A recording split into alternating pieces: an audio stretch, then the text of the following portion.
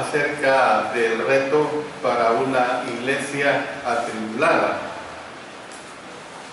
Muchos vemos los problemas materiales como obstáculos para nuestro crecimiento espiritual.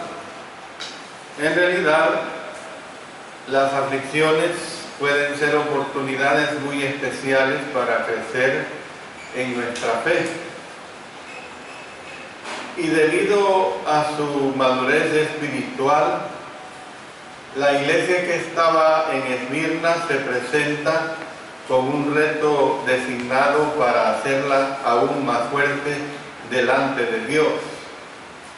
Y este mensaje del reto para una iglesia atribulada lo tenemos en el capítulo 2 de Apocalipsis, en los versos 8 hasta el 11.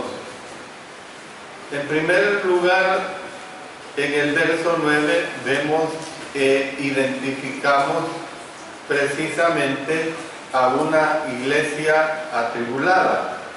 Allí dice: conozco tu tribulación. Es decir, que ellos estaban bajo presión de afuera.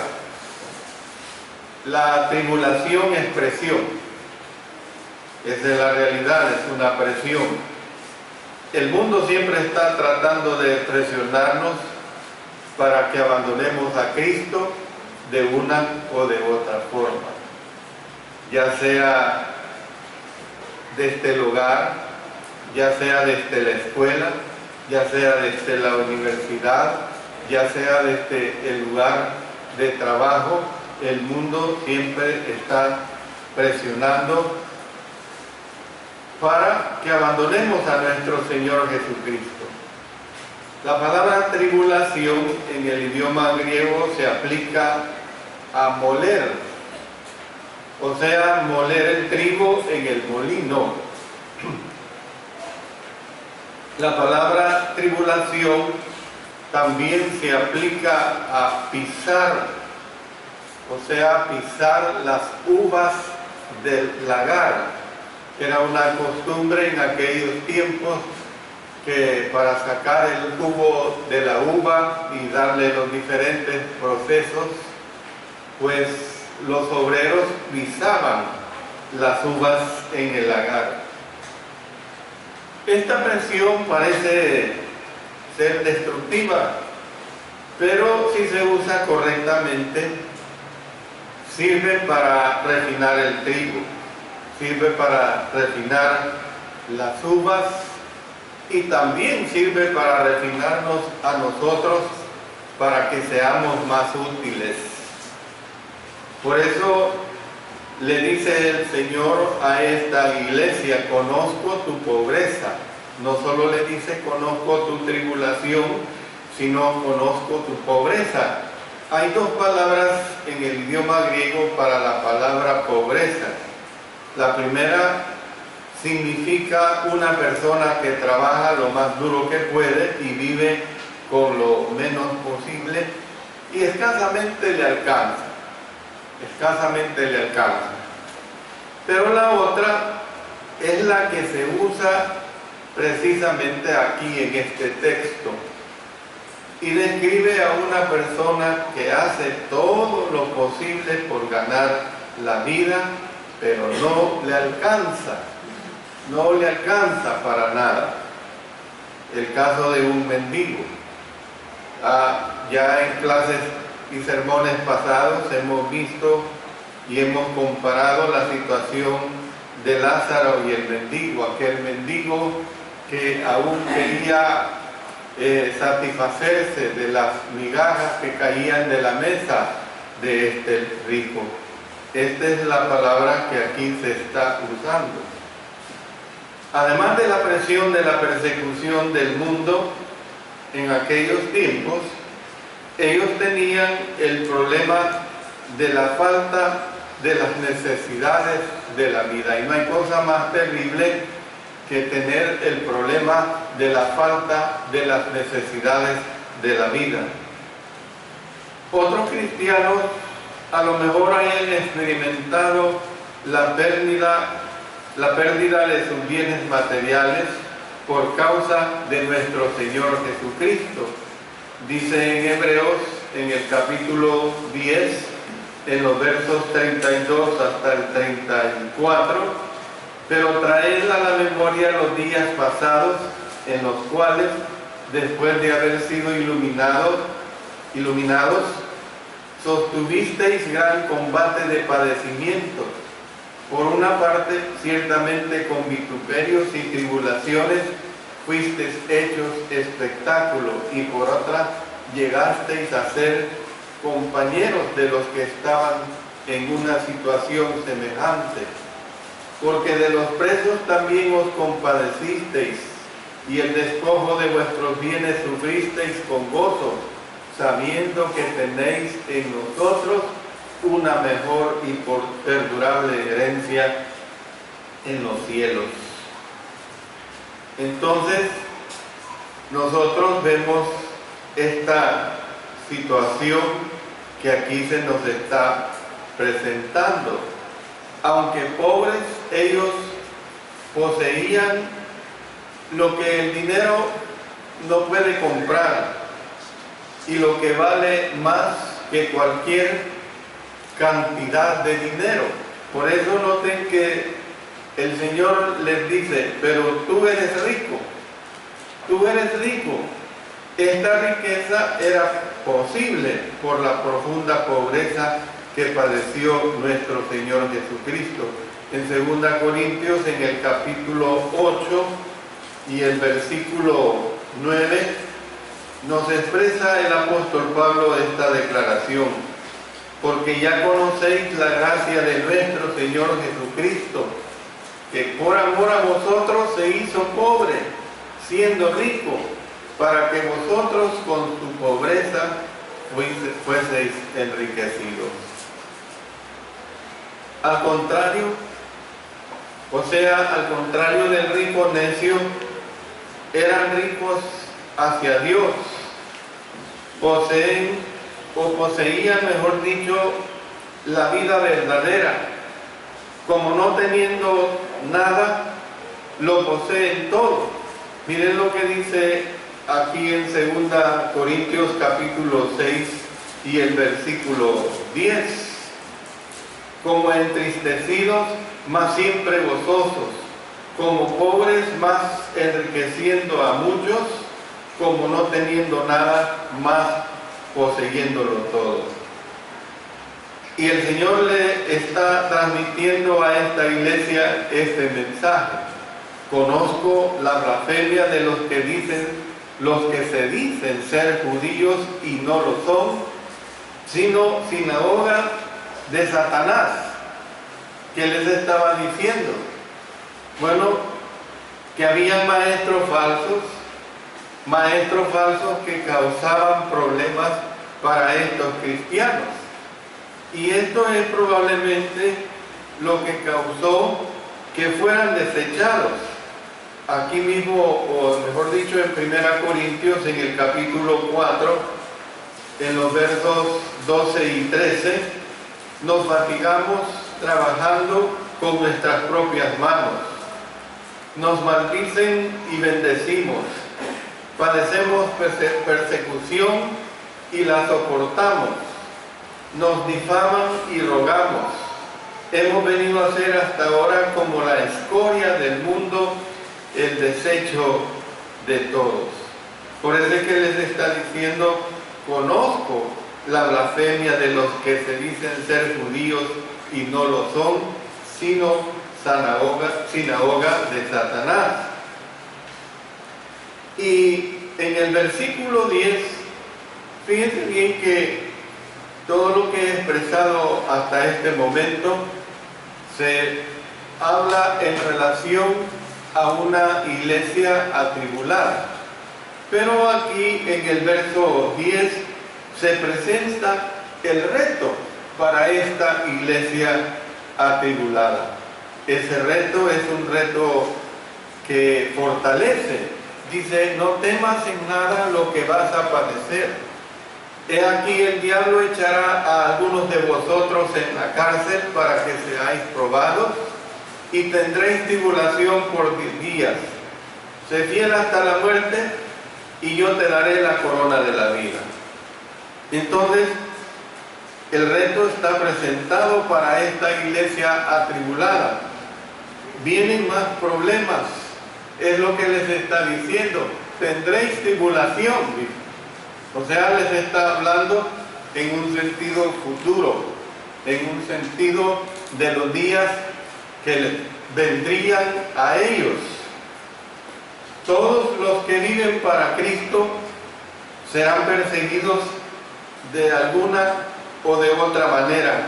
En 2 Timoteo, en el capítulo 3 y el versículo 12, mírenlo cómo se expresa el apóstol Pablo. Y también todos los que quieren vivir piadosamente en Cristo Jesús padecerán persecución.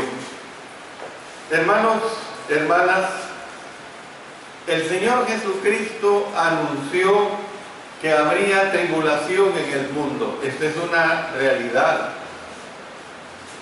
Si usted busca las cosas espirituales en el sentido de que ya no quiere problemas aquí en esta tierra, está equivocado. Si usted busca a Cristo Jesús en el sentido de que no quiere padecer de una enfermedad o quiere sanarse de una enfermedad física, también está equivocado.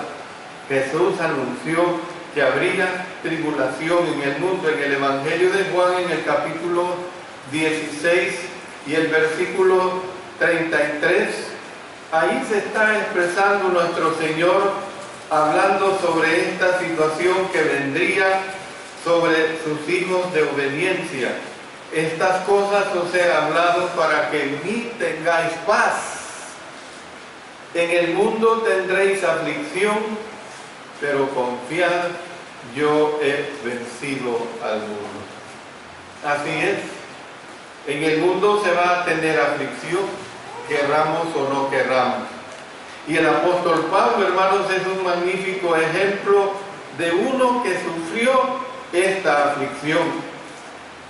Voy a compartir con ustedes nada más algo de lo que el apóstol Pablo nos narra en su segunda carta, en el capítulo 11, en los versos 23 en adelante. Son ministros de Cristo como si estuviera loco hablo. Yo más, en trabajos más abundantes, en azotes sin número, en cárceles más, en peligros de muerte muchas veces.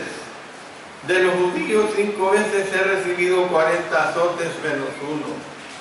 3 veces he sido azotado con varas, 1 vez apedreado, 3 veces he padecido naufragio, 1 noche y 1 día he estado como náufrago en alta mar, en caminos muchas veces, en peligros de ríos, peligros de ladrones, peligros de los de mi nación, peligros de los gentiles, peligros en la ciudad, peligros en el desierto, peligros en el mar, peligros entre falsos hermanos, en trabajo y fatiga, en muchos desvelos, en hambre y sed, en muchos ayunos, en frío y en desnudez.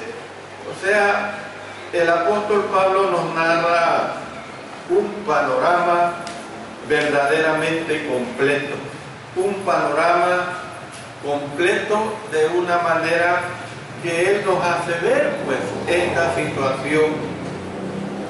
Pero ¿qué es lo que dice cuando vienen más problemas y que tendréis tribulación?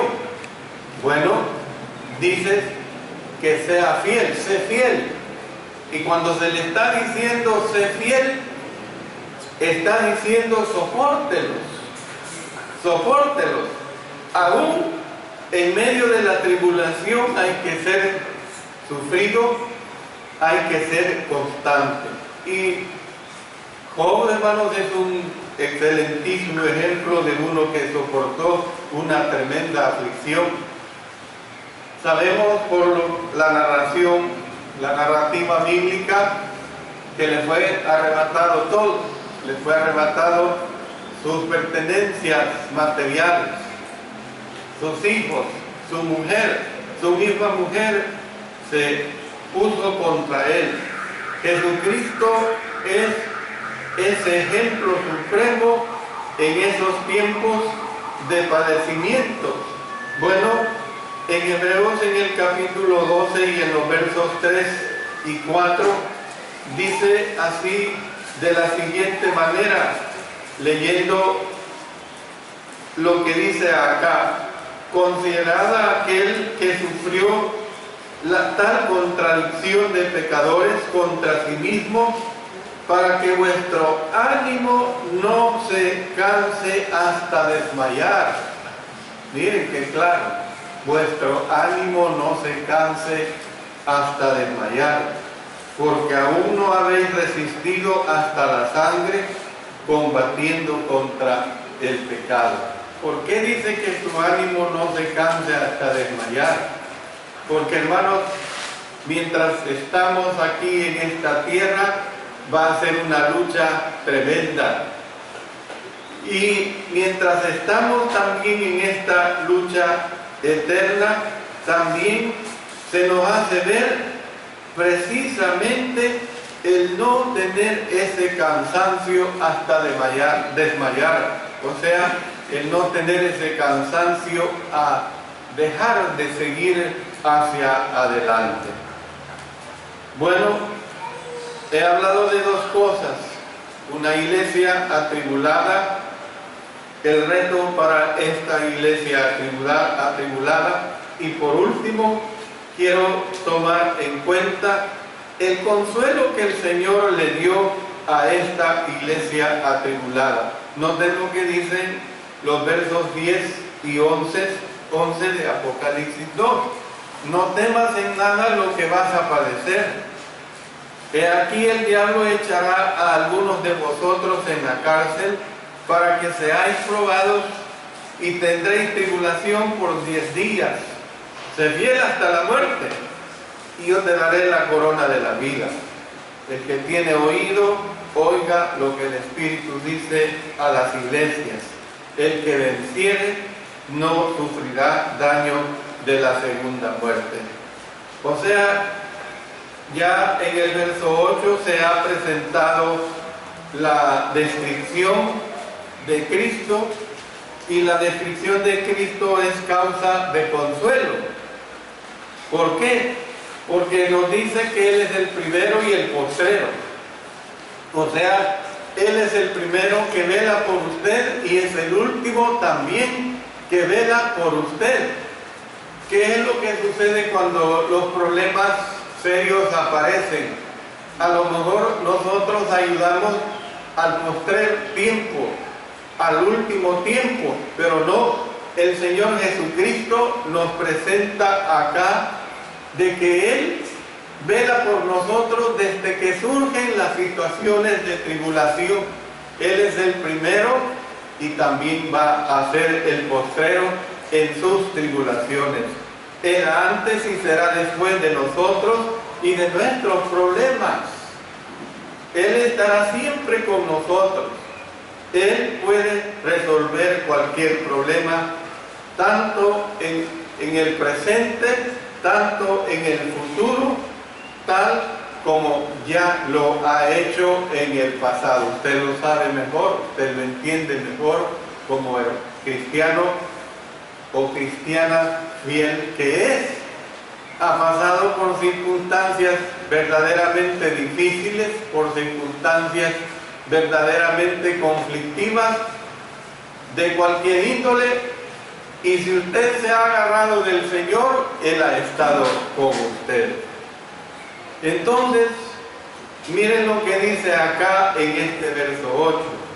Él estuvo muerto y vivió.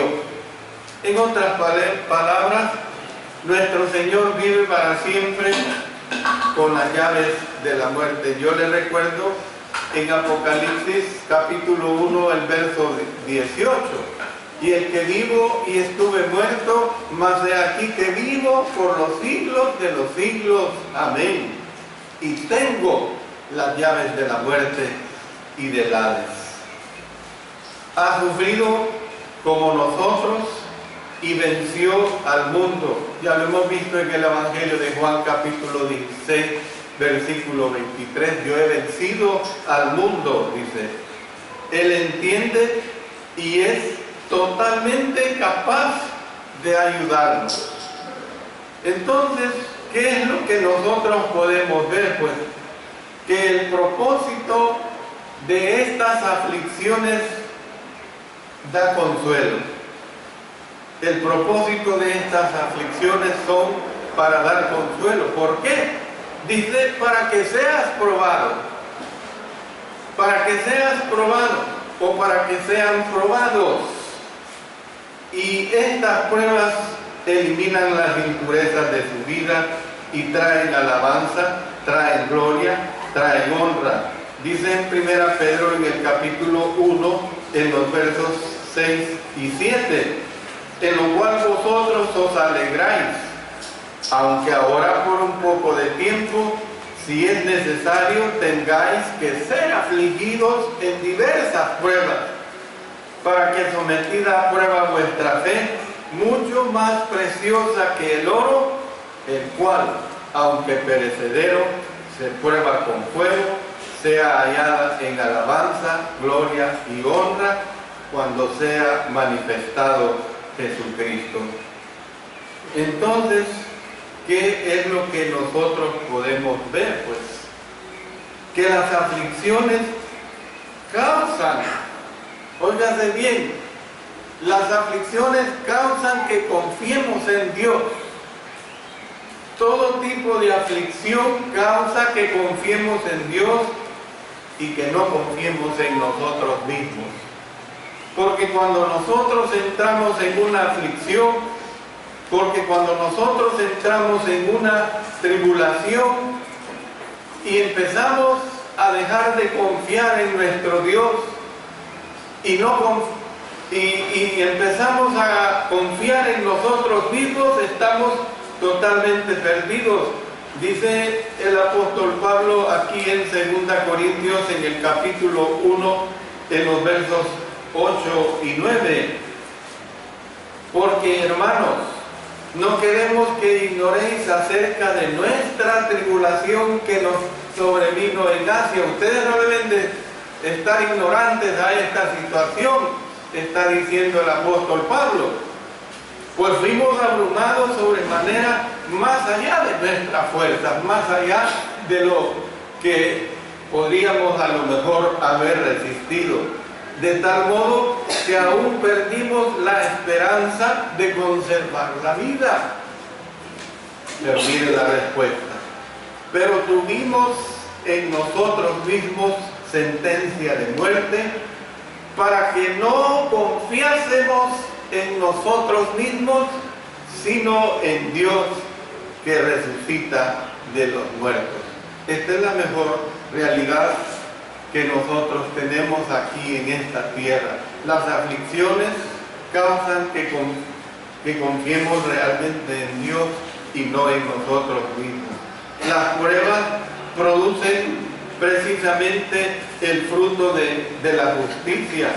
Ahí en Hebreos el escritor nos presenta en el capítulo 12 y el versículo 11 esta declaración.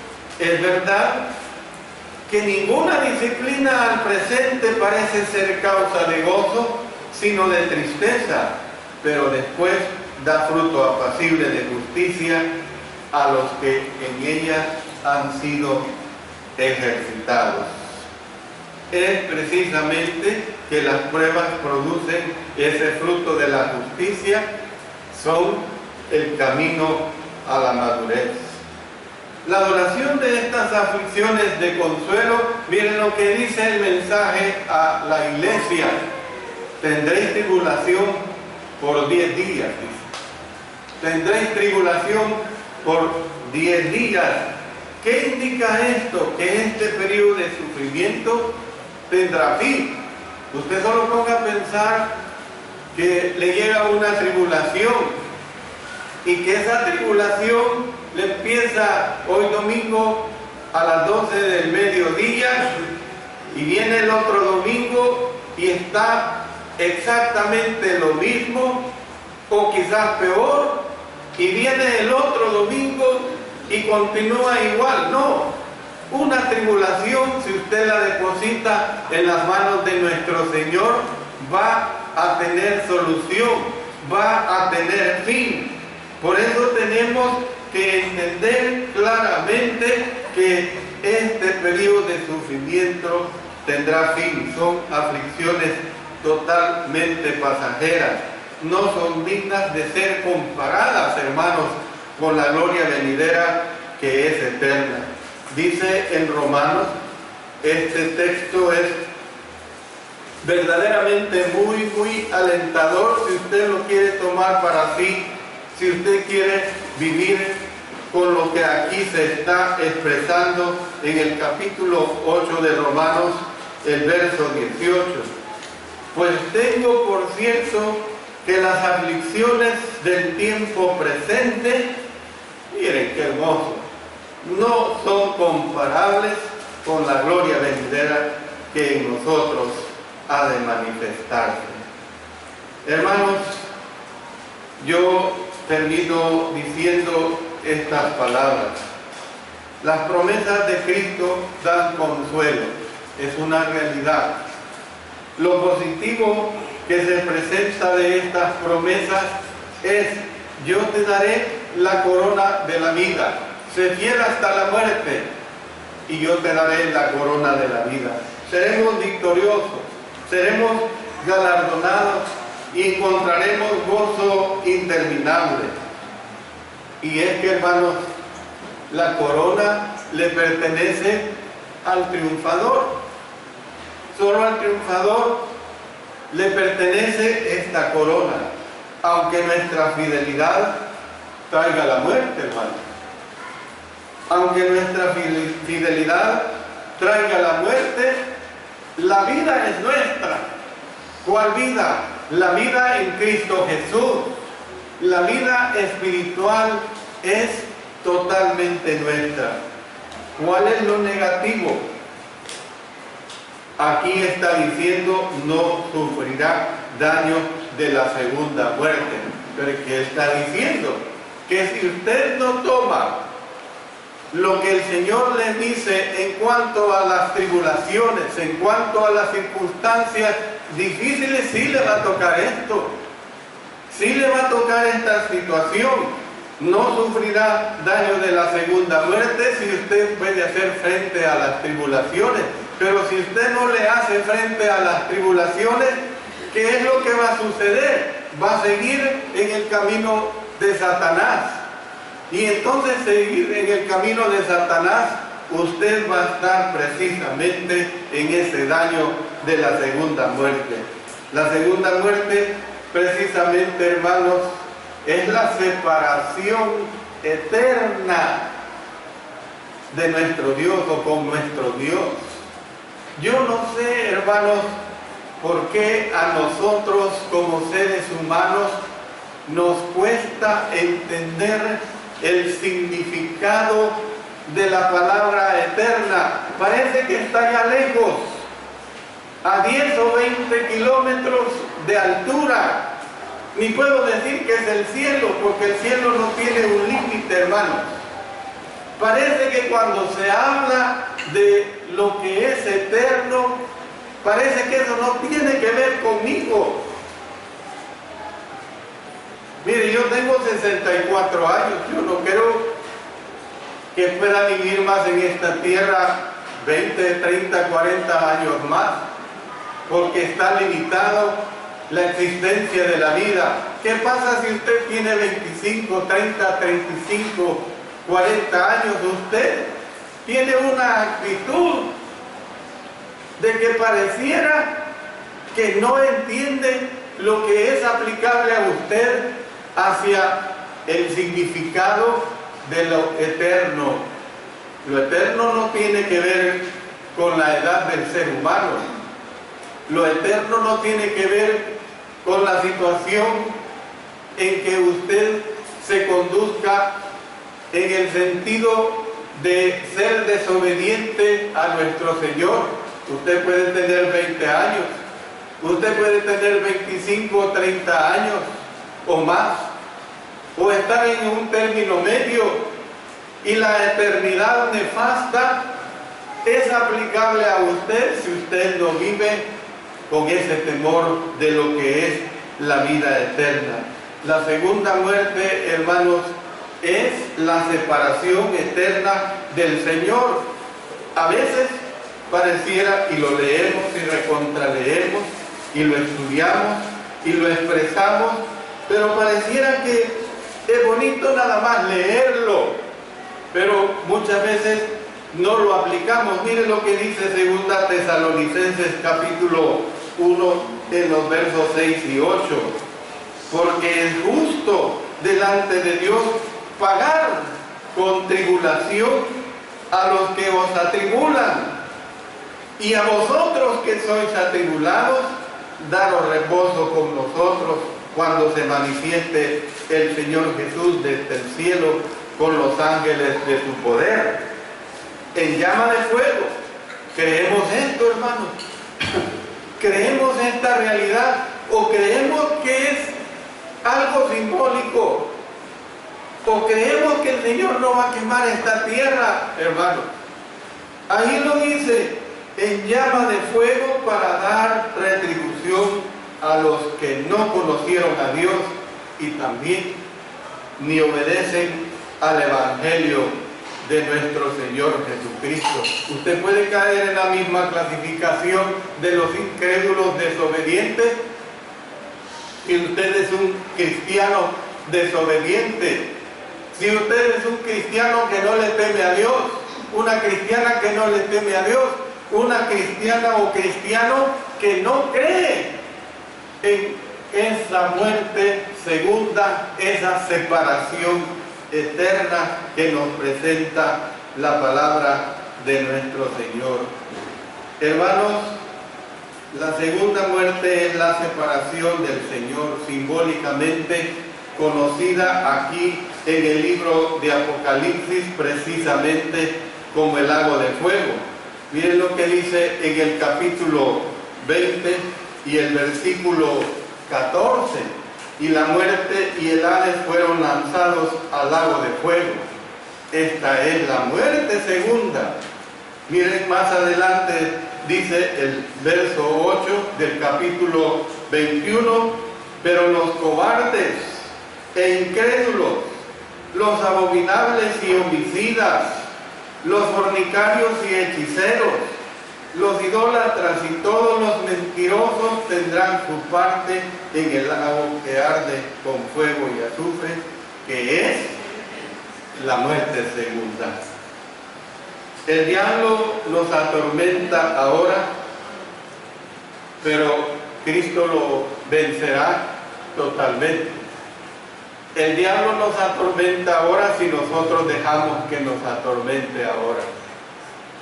Pero hermanos, el diablo va a ser vencido totalmente. Aquí en Apocalipsis capítulo 20, versículo 10 dice: y el diablo que los engañaba fue lanzado en el lago de fuego y azufre, donde estaba la bestia y el falso profeta, y serán atormentados día y noche por los siglos de los siglos.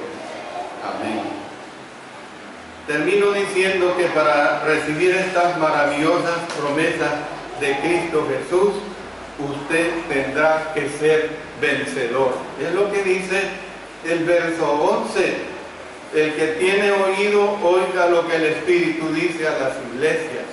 El que venciere no sufrirá daño de la segunda muerte. Entonces, hablo a los inconversos. Para ser vencedor, primero tendrá que ser hijo de Dios. Usted no puede ser vencedor si no es hijo de Dios. Al mundo le gusta decir que todos somos hijos de Dios. Esa es la peor mentira que puede haber.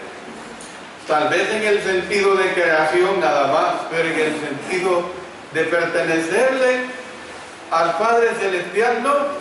Dice en 1 Juan capítulo 5 verso 4, porque todo lo que es nacido de Dios vence al mundo, y esta es la victoria que ha vencido al mundo, nuestra fe.